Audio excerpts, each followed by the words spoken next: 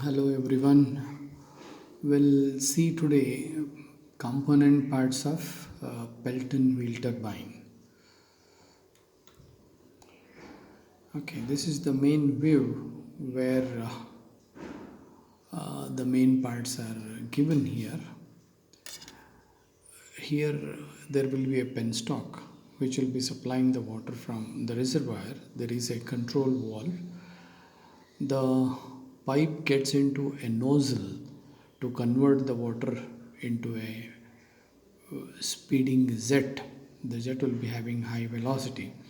This jet hits the vanes. These are the vanes. Number of vanes are there, mounted on a wheel. So this whole thing is known as the wheel. Then when the jet hits the veins, there will be a lot of splashing of water. That water should not disturb the surroundings. That's why there is a covering which is known as casing. Then after the water falls down and then flows out, the level of water that it reaches is known as tail race. So between the casing and the wheel there is no water existing here. The water hits the blade through the jet and then it falls down. The pressure inside the casing or around the wheel will be all atmospheric pressure. So here there is actual photograph of a number of Pelton wheels. The sizes are ranging from 1.5 meters to few centimeters also.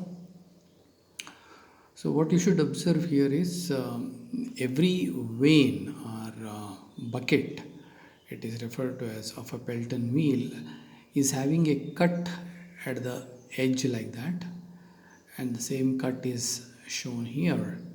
And there is a central ridge. There is a central ridge, and there are two elliptical cups that it will be turning it into. And then when the jet hits somewhere there, the jet gets bifurcated into two halves. So here somewhere if the jet hits, it will be going this way and that way.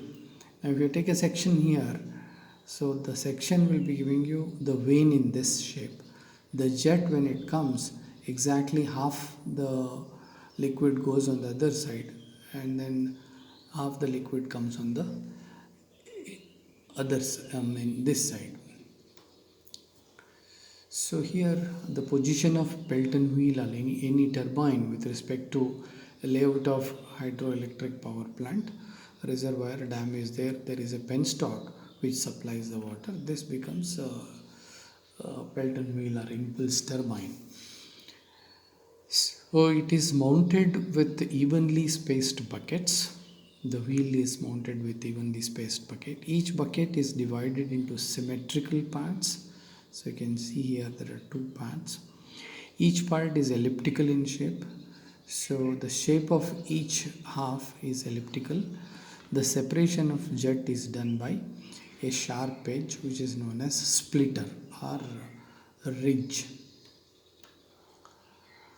Okay, next important part is the nozzle and the jet. So here there are points we'll go through. The nozzle releases jet of water to strike at bucket. Bucket is the terminology used for vanes of Pelton wheel. The jet is tangential to the circle of rotation of the wheel. You can see that this jet is tangential to the wheel. The circle is referred to as pitch circle. The dotted line over here where the Z hits the blades, if that particular circle is known as pitch circle, and diameter of this circle itself will be a part of design, capital D. Flow rate through the nozzle is controlled by a sphere. Inside this there will be a sphere which will be moved forward or backward so that the quantity of discharge can be adjusted. The jet is divided into two parts by a splitter. the jet gets deflected through 160 or 170 degrees. So the jet original direction is like this, it gets deflected through this angle, and that is around 160 to 170. So to say this phi will be of the order of 10 to 20 degrees. The double cup shaped bucket neutralizes axial thrust.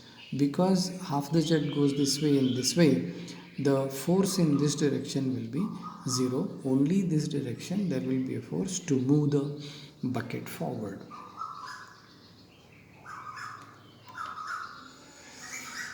Then there is a casing. This is provided to prevent splashing of water exited from the buckets. It is made up of cast iron or steel plates. Then there is what is known as a brake nozzle. It's not shown here. This is a forcing nozzle. The brake nozzle will be exactly opposite. It will be hitting the back. So it can release water on the bucket, on the back side of the bucket, so that to stop the bucket. Suppose this is to be closed, this jet will be closed by this valve, but this keep on rotating because of inertia. To bring it quickly to rest, there will be a jet which will be acting or hitting back of the vanes. Otherwise the runner may take days to stop because of inertia. So here the detailed size and ratios of shape of the vanes are given. So this point indicates where the jet is going to hit.